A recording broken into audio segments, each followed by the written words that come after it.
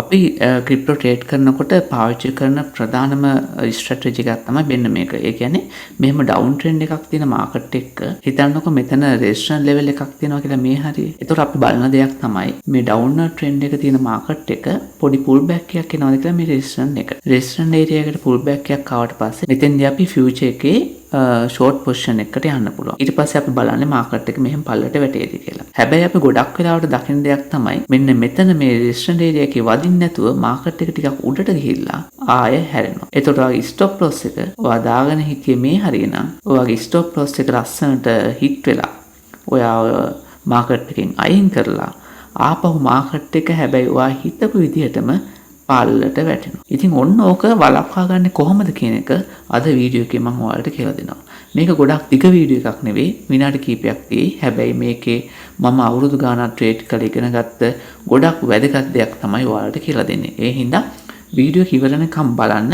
Video එකට like එකක් දාලා ඔයාලට කරන්න ඕන වීඩියෝස් මොනවද කියලා කමෙන්ට් සෙක්ෂන් එකේ දාන්න. ඉතින් අනිවාර්යයෙන්ම channel එක subscribe කරලා නැත්නම් දැම්ම ගිහිල්ලා subscribe කරගන්න. මොකද ඉස්සරහට මම ගොඩක් වටින වීඩියෝස් මේ විදිහේ කරනවා. හරි, අපි වීඩියෝ එකට යමු.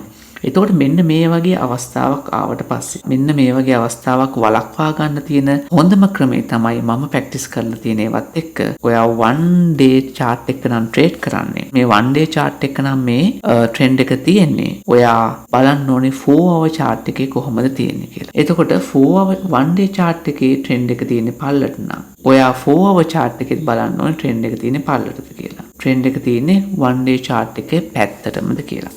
ඊට පස්සේ කරන්න ඕන දෙයක් තමයි ඔයා 2 hour හරි 1 hour හරි chart එකත් අරන් බලන්න ඕනේ. ඒකෙත් බලන්න ඔයා ට්‍රෙන්ඩ් එක තියෙන්නේ downward trend එකක්ද කියලා. ඊට පස්සේ අන්තිමට ඔයා 15 minute chart එකත් බලන්න ඕනේ. ඒකෙත් බලන්න market එක තියෙන්නේ downward trend එකක්ද කියලා. ගොඩක් වෙලාවට වෙන්න මේ වගේ දෙයක් වෙන්න හේතුව තමයි මේ අපි 4 hour chart එකේ නම් trade කරන්නේ 4 hour chart එකේ මෙහෙම downward trend එකක් තිබුණාට මෙතන අපි zoom කරලා බැලුවොත් ඒ කියන්නේ අපි 1 hour හරි 15 minute හරි 5 minute හරි දාගෙන බැලුවොත් එහෙම අපිට පේන දෙයක් තමයි මේ downward market එකේ මේ area එකේ තියෙන්නේ upward trend එකක්. ඒ කියන්නේ මෙහෙම මෙන්න මේ වගේ upward trend එකක් තියෙන කියන එක.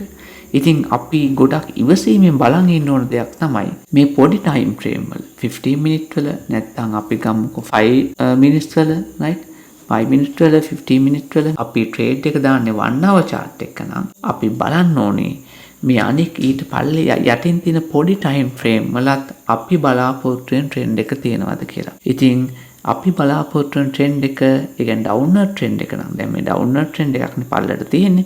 ඉතින් මේ downward trend එක බලාපොරොත්තු වෙනවා නම් මෙතෙන්දි trade එකට enter වෙන්න කලින් 1 hour එකේ enter වෙන්න කලින් ඔයා අනිවාර්යෙන් 15 minute උයි 5 minute chart එකයි confirm කරගන්න ඕනේ ඒ දෙකක් තියෙන්නේ downward trend එකක් කියලා.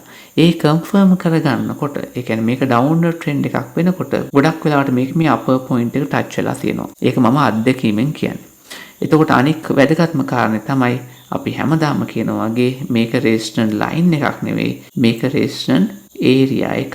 මේ area එකේ ඕන තැනක වැදිලා price එක ආපහු පල්ලට වැටෙන්න පුළුවන්. ඉතින් මෙන්න මේ පොඩි දේවල් දැනගෙන තියෙනවා නම් ඔයා loss වෙන එක ගොඩක් අඩු කරගන්න පුළුවන්. ඒ නිසා අනිවාර්යයෙන්ම channel එක subscribe කරගන්න. මම මේ වගේ වැදගත් දේවල් කොහෙවත් ඔයාට අහන්න ලැබෙන්නේ නැති දේවල් ඔයාලට මේ channel එකෙන් කියලා දෙනවා. හරි. එහෙනම් අපි ඊළඟ වීඩියෝ එකකින් හම්බෙමු. සුබ දවසක්.